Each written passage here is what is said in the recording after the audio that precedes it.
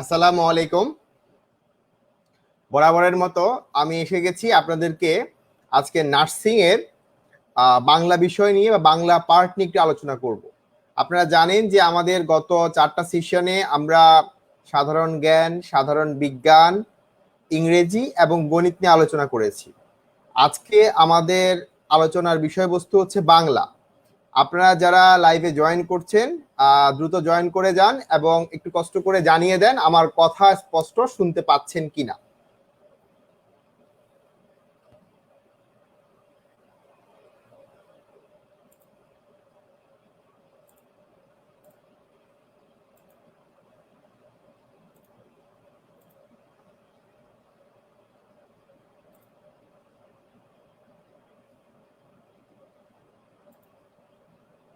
ওয়ালাইকুম আসসালাম। সবাই দ্রুত লাইভে জয়েন করে যান। আমি আগামী 20 সেকেন্ডের মধ্যে আমরা আলোচনা শুরু করব। ওকে, ঠিক আছে।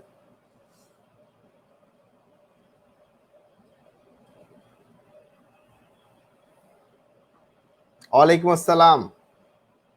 ঠিক আছে। ওয়ালাইকুম আসসালাম। কে বাংলাদেশের কোন জায়গা থেকে আমার সাথে কানেক্টেড হয়েছেন একটু কমেন্টে জানিয়ে দেন। কে কোন জেলা থেকে কানেক্ট হয়েছেন একটু কষ্ট করে কমেন্টে জানিয়ে দেন। আমি জানতে চাচ্ছি আপনারা দেশের কে কোন জায়গা থেকে কানেক্ট হয়েছেন।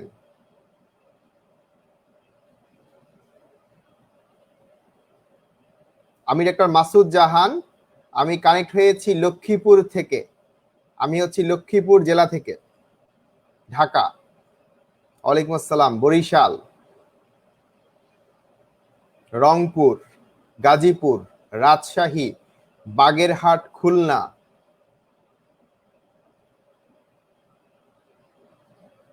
চিটাগাং থেকে, পঞ্চগড়,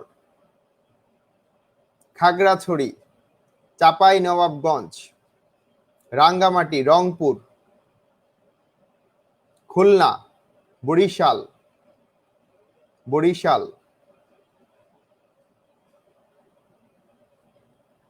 ঠিক আছে, অনেকেই জয়েন করে গেছেন। আমি এখন আলোচনায় শুরু করতে পারি। আগামীকাল থেকে আমাদের যে আলোচনা হবে তা হবে ইন্টারঅ্যাক্টিভ। আমি একটা জিনিস পড়াবো, ওখান থেকে আমি কোশ্চেন দিয়ে দিব, আপনারা সবাই উত্তর করবেন। আজকে আমাদের 5টা সাবজেক্টের টপিক ডিসকাশন বা বাছাই করা শেষ হয়ে যাবে। চাঁদপুর, হবিগঞ্জ, দিনাজপুর, বরিশাল। বরিশালের অনেকেই আছে দেখছি। বগুড়া, পাবনা। ঠিক আছে। নওগাঁও। আল্লাহ, অনেকগুলো জেলা হয়ে গেছে। ঠিক আছে, আমরা আলোচনায় চলে যাই। আমরা আজকে বাংলা নিয়ে টপিক নিয়ে আলোচনা করব। আপনারা আমার সাথে যে টপিকটার আমি যে কালকে থেকে যে ডিসকাশন শুরু করব, আমাদের সাথে স্পেসিফিক টপিকের উপরে যারা পড়াশোনা করবেন ওই টপিক থেকে ইনশাআল্লাহ কোনো প্রশ্ন আপনি মিস করবেন না। আপনার কোনো প্রশ্ন মিস হবে না ইনশাআল্লাহ। কারণ আমরা যা পড়াবো ওই অতটুক বেসিকে আপনি ঢুকতে হবে। বেশি বেসিকে ঢুকতে একটা টপিকে দেখেন, আপনি যদি একটা কোশ্চেন আপনি বেশি ভিতরে জানতে গিয়ে দেখা যাচ্ছে যে আপনার কিছু টপিক ভালো পড়া হইলো, কিছু কম পড়া হইলো, সেটা গুরুত্বপূর্ণ না। যে কোনো ভর্তি পরীক্ষা মানেই হচ্ছে, একটা কথা মনে রাখবেন, যে কোনো ভর্তি পরীক্ষা মানেই হলো কিছু জিনিসের সবকিছু আর সব জিনিসের কিছু কিছু। কিছু জিনিসের সবকিছু মানে যেই সকল টপিক থেকে বিগত বছরে প্রশ্ন এসেছে সেগুলো থেকে আপনাকে সব জানা লাগবে। তার মানে কিছু জিনিসের সবকিছু, কিছু টপিকের সবকিছু, ওই কিছু টপিকের সবকিছু, ওটাই আমি আপনাদেরকে এখন বাছাই করে দিচ্ছি। গত 5 দিনে আমরা এই কাজটাই করছি। আর সব জিনিসের কিছু কিছু, এরপরে যেই চ্যাপ্টারগুলো বাকি থেকে যাবে, আমরা ধরেন ম্যাথের 5টা অধ্যায় বা বাংলা 6টা অধ্যায় বা 7টা অধ্যায় গুরুত্ব দিয়েছি, তাহলে আরো কিছু অধ্যায় রয়ে যাবে। ওই অধ্যায়গুলোর কিছু কিছু আমাদেরকে পড়তে হবে। তার মানে ভর্তি পরীক্ষা মানেই হচ্ছে কিছু জিনিসের সব কিছু এবং সব জিনিসের কিছু কিছু। এখন কিছু জিনিসের সবকিছু পড়ে কি আমি ভর্তি পরীক্ষা কভার করতে পারবো না? ওটা দিয়ে আপনার 75 কভার হতে পারে, 25 কভার হবে না। তার মানে এই জন্য আমাকে আবার সব জিনিসের কিছু কিছু পড়তে হবে। কারণ ধরেন এই বছর কিছু টপিক টাচ করেছে, পরের বছর ওই টপিকগুলোর সাথে আরো কিছু টপিক অ্যাড হবে, ফলে দেখা যাচ্ছে কি আপনি কিছু জিনিসের সবকিছু এবং সব জিনিসের কিছু কিছু যদি মিস করে ফেলেন তাহলে আপনার 75-25 মিস হয়ে যাবে। 75 কোথায় বলেছি? কিছু জিনিসের সবকিছু, ওটা আমরা এখন বাছাই করতেছি। আর সব জিনিসের কিছু কিছু যদি মিস করি তাহলে আমি 25% কোশ্চেন আনসার করতে পারবো না। আর যাদের জিপিএ যতই কম আছে, নো ম্যাটার হাউ, যাদের জিপিএ মিনিমাম টুকু আছে তারাও 90-50 থেকে আপনি 10 নম্বর বা 11 নম্বর পিছিয়ে আছেন বা 12 নম্বর পিছিয়ে আছেন। অতএব সেক্ষেত্রে এটা ভর্তি পরীক্ষা দিয়ে খুব ইজিলি কভার করা যায়। তো আপনারা যাদের জিপিএ কম আছে তারা ঘাবড়াবেন না, প্রিপারেশনের আপনি ভিত শক্ত করেন, আপনার ওটা ভর্তি পরীক্ষা এমনি কভার হয়ে যাবে। আচ্ছা ঠিক আছে, আমরা চলে যাই। ভূগোল এর বিশেষণ ভৌগোলিক, ঠিক আছে? তার মানে এটা হচ্ছে পদ প্রকরণ থেকে আসছে, পদ। আচ্ছা আপনারা কিছু মুখস্থ জিনিস পড়তে হবে, এর মধ্যে আমি বাছাই করে দিচ্ছি। একটা হচ্ছে বাগধারা পড়তে হবে। দেখেন লিখেছে কোন বাগধারাটি স্বতন্ত্র অর্থ প্রকাশ করে মণিকাঞ্চন যোগ। এখন বাগধারা আমরা কোত্থেকে পড়বো? আমরা ক্লাস 10-এ একটা বোর্ড ব্যাকরণ পড়েছিলাম, সেখানে যতগুলো বাগধারা এক কথায় প্রকাশ সমার্থক শব্দ দেয়া আছে ওগুলোই আমরা পড়বো। তার মানে বাংলা ব্যাকরণ অংশ আমরা কোত্থেকে পড়বো? ক্লাস 10-এর বোর্ড ব্যাকরণ। আমরা ক্লাস 10-এর জন্য একটা বোর্ড ব্যাকরণ বই পড়েছিলাম, ওটাই আমাদেরকে গ্রামারের জন্য, গ্রামাটিক্যাল সাইড কভার করার জন্য পড়তে হবে, কেমন? আচ্ছা এরপরে দেখেন চাঁদের সমার্থক শব্দ শশী। আমি সমার্থক শব্দের একটা চমৎকার আপনাদেরকে ভিডিও না, একটা পাওয়ার পয়েন্ট প্রেজেন্টেশন আমি আপনাদেরকে সার্ভ করে দিব। আমি ওটা ক্লাসে খুব সুন্দর করে পড়িয়ে দিব, আপনারা দেখবেন যে আজীবন আপনার সমার্থক শব্দের জন্য আর কিচ্ছু পড়তে হবে না এবং খুব চমৎকার করে আপনি মনে রাখতে পারবেন। সমার্থক শব্দ আপনি কখনো আর পেইন দিবে না। আচ্ছা এরপরে চলে আসেন, ধাতু ও ক্রিয়ার সাথে যে প্রত্যয় যুক্ত হয় তাকে কৃত প্রত্যয় বলে, ঠিক আছে? তার মানে দুই ধরনের প্রত্যয় আছে, একটা হচ্ছে তদ্ধিত প্রত্যয় নাম শব্দ, আর কৃত প্রত্যয় মানে হচ্ছে কাজ, ঠিক আছে? তার মানে হচ্ছে আমরা প্রত্যয়ের প্রকৃতি প্রত্যয় কিছু টপিক বেসিক জিনিস পড়তে হবে, প্রকৃতি প্রত্যয় নির্ণয় এত গভীরে যেতে হবে না। জজ সাহেব কোন সমাস, আমরা সমাস পড়তে হবে, এটা বেসিক বুঝার পড়া। আর মুখস্থর পড়া হচ্ছে বাগধারা সমার্থক শব্দ, কেমন? আচ্ছা এরপরে চলে আসি আমরা পাগলে কিনা বলে। পাগলে কে কিনা বলে, পাগলে তার মানে কে দ্বারা প্রশ্ন করলে যে উত্তর পাওয়া যায় ওটা হচ্ছে কর্তৃকারক, যেহেতু পাগলের সাথে এ আছে, এ অন্তস্থ তে এতে, এগুলো হচ্ছে সপ্তমীর চিহ্ন। তার মানে এখানে আমাকে কারক বিভক্তি দুটার প্রয়োগই একবারে হয়ে গেল। কারক বিভক্তি থেকে একটা প্রশ্ন আসেই, তার মানে সমাস বললাম, কারক বিভক্তি বললাম, পদ প্রকরণ বললাম। শুনেন, আপনাদেরকে কোনো টিচার যদি বলে প্রশ্ন বিশ্লেষণ আপনার সামনে না করে যে এই টপিক থেকে প্রশ্ন আসবে, আপনি বিশ্বাস করবেন না। কেন? কারণ বিগত বছরের প্রশ্ন যে অ্যানালাইসিস করবে না বা সামনে বসে অ্যানালাইসিস করাবে না, সে আপনাকে অনেক টপিকই বাদ দিয়ে দিবে। ওগুলো পড়ে কিন্তু আপনি ওই শুধু 75 কভার করতে পারবেন, 25 আপনার কভার হবে না। অতএব কেউ যদি আপনাকে কোনো প্রশ্নের কোন একটা জায়গায় সাজেশন দেওয়ার কথা বলে, আপনাকে অবশ্যই মাথায় রাখতে হবে বিগত বছরের প্রশ্ন আমি সলভ করছি কিনা। বিগত বছরের প্রশ্ন সলভ না করে কেউ আপনাকে কোন সাবজেক্টে সাজেশন দেওয়া ঠিক হবে না, কেমন? আচ্ছা এরপরে চলে আসি, জনৈক শব্দটির সন্ধি বিচ্ছেদ জন যোগ এক, এটাও কিন্তু মুখস্থর পড়া। এগুলো যদিও দেখা যাচ্ছে যে বুঝার অনেকগুলো সূত্র আছে, কিন্তু এখানে সাধারণত বেসিক জিনিসগুলো দেয়, এগুলো প্র্যাকটিসের জিনিস, নট মুখস্থ। প্র্যাকটিস করলে এগুলো আলটিমেটলি হয়ে যাবে। যে এখানে দেখেন, এখানে অ যোগ এ হয়ে গেছে ওই, তার মানে অকার কিংবা আকারের পর অকার কিংবা একার থাকলে উভয়ে মিলে ঐকার হয়, এটা হচ্ছে নিয়ম। আপনি নিয়ম মনে রাখতে পারবেন না, প্র্যাকটিস কিছু করবেন, দেখবেন এগুলো এমনিতে এসে গেছে। কি প্র্যাকটিস করবেন?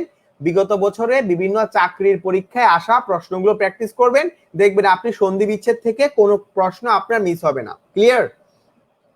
এরপরে চলে আসি, নিদাগ। নিদাগ উপসর্গটি কি অর্থে ব্যবহৃত হয়েছে? আতিশয্য। নি দাগ মানে হচ্ছে আমার এই উপসর্গের কিছু বিশেষ অর্থ প্রকাশ করে। আপনাদের জন্য খুব ইম্পর্টেন্ট প্রশ্ন যে বাংলা উপসর্গ কয়টা, তারপরে হচ্ছে সংস্কৃত উপসর্গ কয়টা, বিদেশি উপসর্গ কি কি আছে, ঠিক আছে? আমি এগুলো আমরা ক্লাস 10-এ মুখস্থ করেছিলাম। যেমন দেখেন, আমি সংস্কৃত বলে ফেলি, প্র পরা অপসমনি অব অনুনির দুর্বি অধিসু উৎ পরি প্রতি অভি অতি অপি উপ আ। 20টা হচ্ছে সংস্কৃত আর 21টা হচ্ছে বাংলা উপসর্গ। তারপরে বিদেশি উপসর্গ হচ্ছে কি কি, কার দার না নিম ফি বদ বে বর ব কম আম খাস লাগর ফুল হাফ টেটসাব। ঠিক আছে, এই হচ্ছে টোটাল বিদেশি উপসর্গ। ঠিক আছে, অতএব এগুলো আপনাদেরকে একদম ঠোঁটস্থ থাকা লাগবে, তখন আপনি পরীক্ষা যেভাবে আসুক না কেন প্রশ্ন আপনি আনসার করতে পারবেন। এখন আমি অনেকগুলো জিনিস বলে ফেলেছি, এগুলো আমরা ক্লাস 10-এ মুখস্থ করেছিলাম, এখন আমরা মনে রেখেছি কেন, কারণ এগুলো বিসিএস পর্যন্ত কাজে লাগে। আপনার এই যে এখন একটা অ্যাডমিশন টেস্টে চান্স পাবেন, এরপরে আপনার যে একটা জব পরীক্ষা আসবে, ওই জব পরীক্ষার জন্য এগুলো আপনাকে ভালো করে মুখস্থ থাকা লাগবে। ঠিক আছে, অতএব আমরা উপসর্গের কিছু বেসিক প্রশ্ন পড়বো, আশা করি ওখান থেকে চলে আসবে। আচ্ছা, এরপরে চলে আসি রিক্সা কোন ভাষার শব্দ। রিক্সা, তারপরে হচ্ছে দেখা যাচ্ছে যে এটা হচ্ছে শব্দের উৎস হিসেবে শব্দের যে শ্রেণীবিভাগ আছে, একটা হচ্ছে দেখা যাচ্ছে বাংলা তৎসম, অর্ধ তৎসম, তদ্ভব, দেশি, বিদেশি শব্দ। ঠিক আছে, তার মানে হচ্ছে এই যে বিদেশি শব্দ আছে, এটা একটা ক্যাটাগরি, জাপানি শব্দ। ঠিক আছে, জাপানি শব্দের মধ্যে একটা হচ্ছে রিক্সা। অতএব আমরা উৎস অনুসারে শব্দের শ্রেণীবিভাগ এটা ভালো করে পড়বো। শব্দের অধ্যায়টা খুবই গুরুত্বপূর্ণ, অর্থ অনুসারে, গঠন অনুসারে এবং উৎস অনুসারে, এই 3 অনুসারে শ্রেণীবিভাগ আছে। আমরা ওগুলো নিয়ে একটু ক্লাসে আলোচনা করব, ওখানে আমি ওগুলো ছবি দিয়ে দিব, ছবিগুলো আপনারা একটু পড়ার সাথে বেসিকের সাথে মিলায় পড়বেন, দেখবে ইনশাআল্লাহ আপনাদের কোনো অসুবিধা হবে না। আচ্ছা,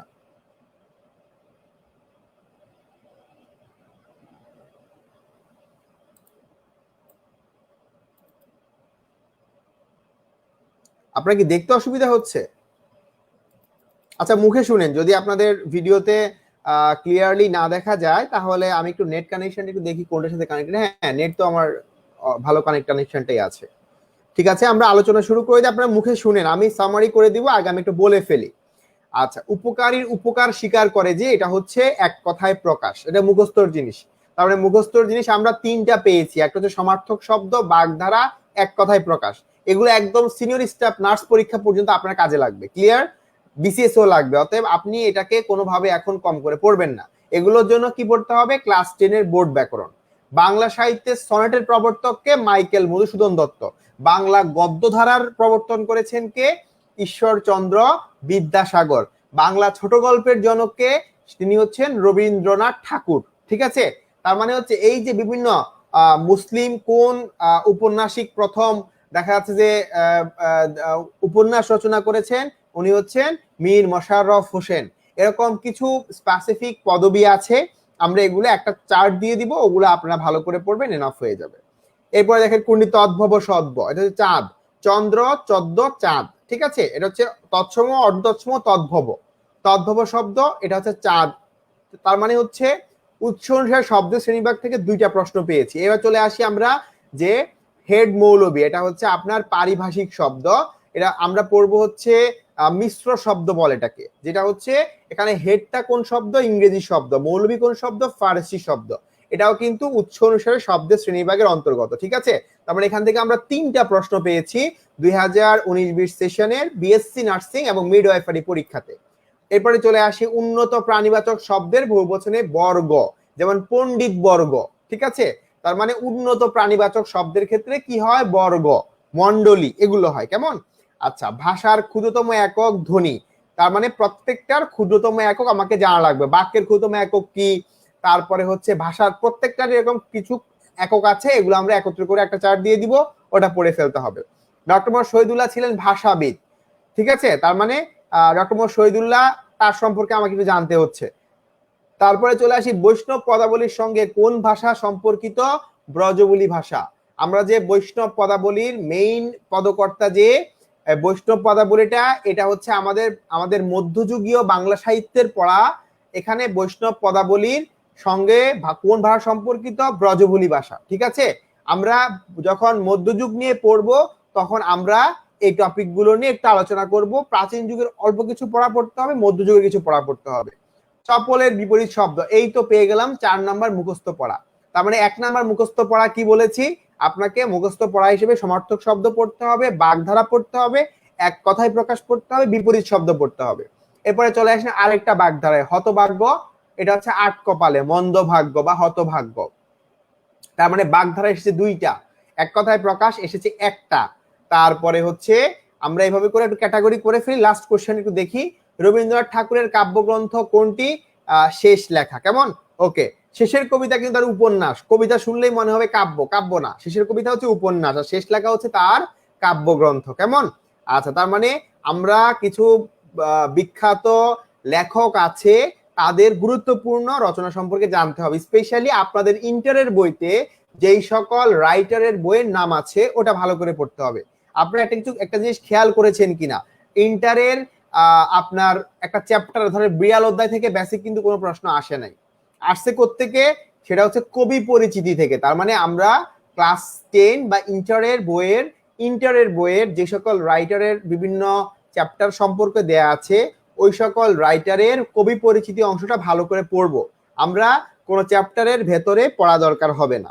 তার মানে আমি একটু সামারি করে ফেলি, এতক্ষণ যা বললাম এটা সামারি করে ফেলি। আমার এখানে পদ প্রকরণটা টাচ করেছে, তার মানে আমি টপিকগুলো লিখি।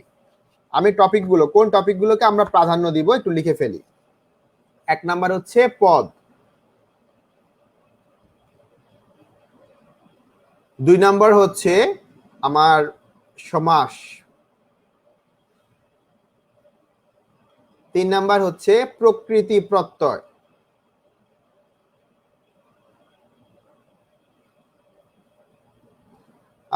4 নাম্বার হচ্ছে উপসর্গ,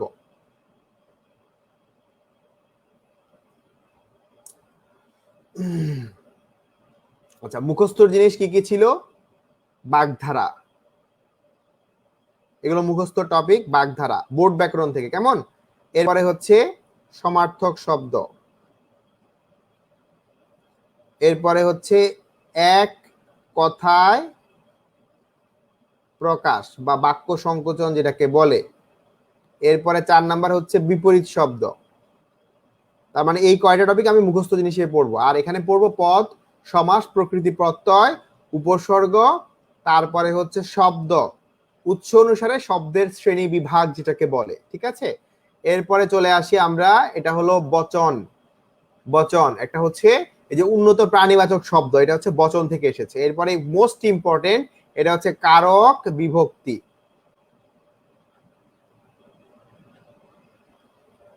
তার মানে পদ প্রকরণ, সমাস, প্রকৃতি প্রত্যয়, উপসর্গ, বচন, শব্দ, কারক বিভক্তি। আচ্ছা, আর পড়তে হবে বাংলা সাহিত্যের প্রাচীন ও মধ্যযুগ।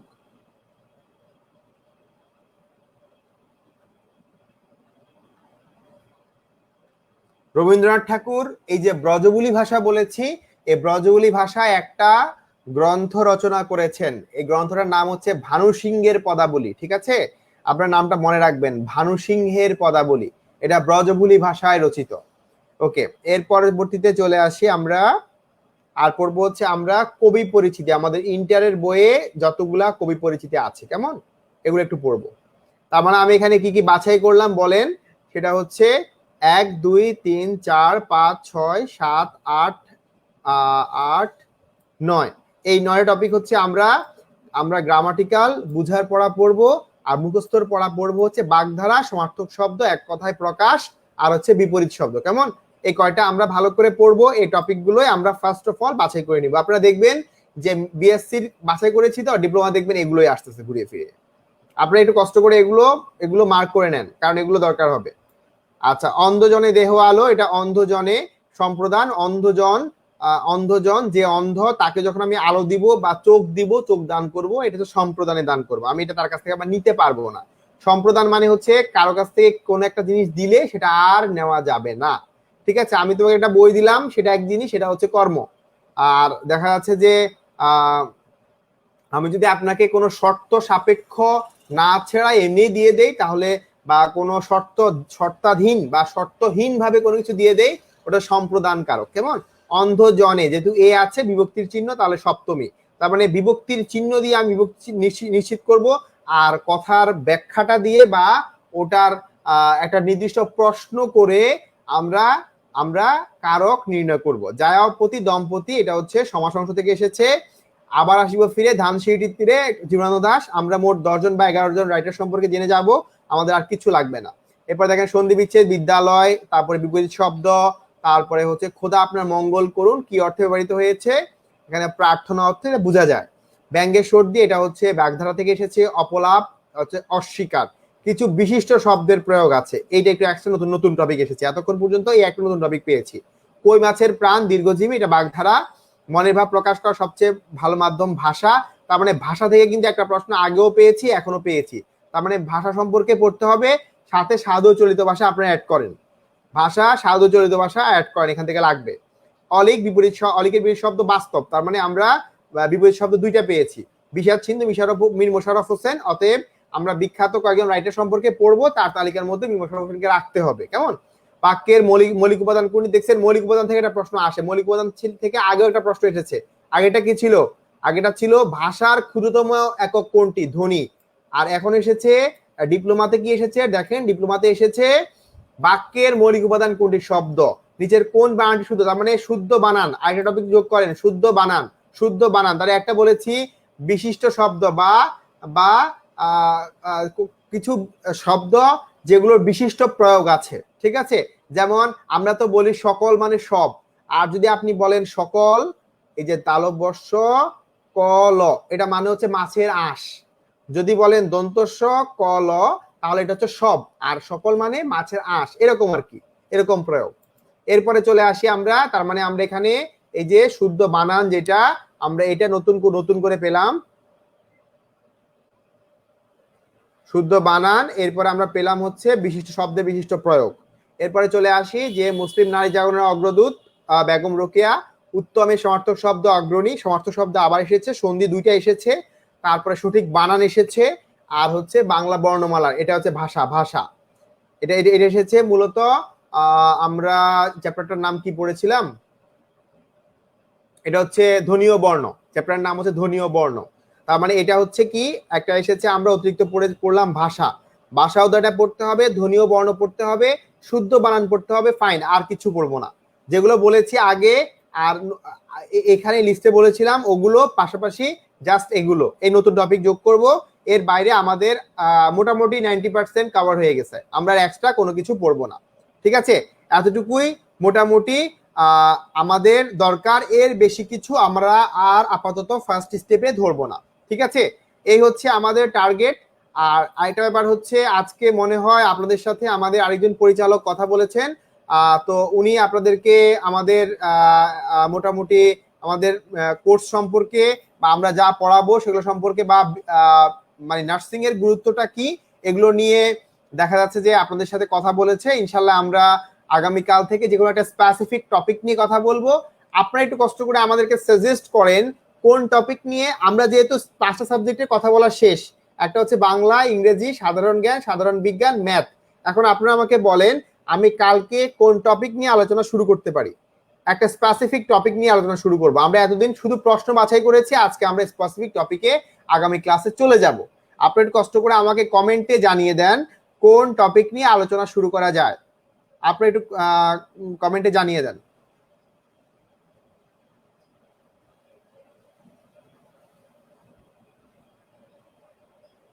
সবাই ম্যাথ বলতেছে, একজন বাংলা বলছে, বায়োলজি। আমি এখনো ইংলিশে কাউরে পাচ্ছি না, তার মানে আপনারা কি ইংলিশ ভালো পারেন? মাশাআল্লাহ, ইংলিশ ভালো পারলে তো ভালো। এই যে একজনকে পেলাম ইংলিশ। ঠিক আছে, আপনারা কমেন্ট করে রাখেন, আমি ইনশাল্লাহ আগামীকালকে সেটা নিয়ে আলোচনা শুরু করব। আর আমরা খুব আমাদের যেটা হচ্ছে অফিসিয়াল কার্যক্রম, ওটা আমরা আশা করছি হয়তো 1 তারিখ থেকে শুরু করব। আপনাদের অনেকেই আমাদেরকে রিকোয়েস্ট করেছে পরীক্ষার আগে একটা শর্ট কোর্স রাখার জন্য, যাতে আপনাদের পড়াগুলো কভার হয়ে যায়। আমরা আগে 1 তারিখের আগ পর্যন্ত যতটুকু কভার করতে পারি, যতগুলো টপিক আমরা চেষ্টা করব। এই যে ইংরেজি, ম্যাথ, মোটামুটি এটার পক্ষেই বেশি স্টুডেন্টকে আমরা পাচ্ছি। ঠিক আছে, আমরা ইংলিশ বা ম্যাথ যে কোনো একটা দিয়ে শুরু করব, অথবা আমরা যদি 40 মিনিট আলোচনা রাখি, 20 মিনিট ম্যাথ যে কোনো একটা চ্যাপ্টার, আর 20 মিনিট হচ্ছে ইংলিশ নিয়ে আলোচনা করব। ইংলিশে অনেকের সমস্যা আছে, আমি যেটা যতটুকু জানি ইংলিশ সমস্যা নেই, আমি ইংলিশ ম্যাথ দুইটাই রাখবো কালকে। ইংলিশের ধরেন কন্ডিশনাল রাখবো একটা ছোট্ট অধ্যায়, আর ম্যাথে আমি ধরেন লাভ ক্ষতি বা সুদ কষা রাখবো, যে কোনো একটা টপিক শেষ করব। সবাই ভালো থাকেন, আপনারা কমেন্টে জানিয়ে দেন কি কোনটা আপনাদের চাহিদা, আমি চেষ্টা করবো ইনশাল্লাহ ওটা আলোচনা করার জন্য। তো আপনারা আজকে আমরা যা সামারি করেছি এগুলো আপনারা কষ্ট করে খাতায় লিখে রাখেন। আমরা পড়ার সময় ওগুলোকেই সবার আগে গুরুত্ব দিব। ঠিক আছে, সবাই ভালো থাকেন। আমাদের আজকের আলোচনা এখানেই শেষ। আমরা টোটাল দেখা যাচ্ছে যে 5টা ক্লাসে আমাদের 5টা মেইন ব্রড হেডিং এ আমরা আলোচনা করে ফেলেছি। আগামীকাল ক্লাস হবে রাত 9টায়, আজকে যেমন ছিল 9টায় হবে class. English math okay fine, ঠিক আছে। 20 মিনিট 20 মিনিট করে 40 মিনিট আলোচনা করে দিব। সবাই ভালো থাকেন, আসসালামু আলাইকুম।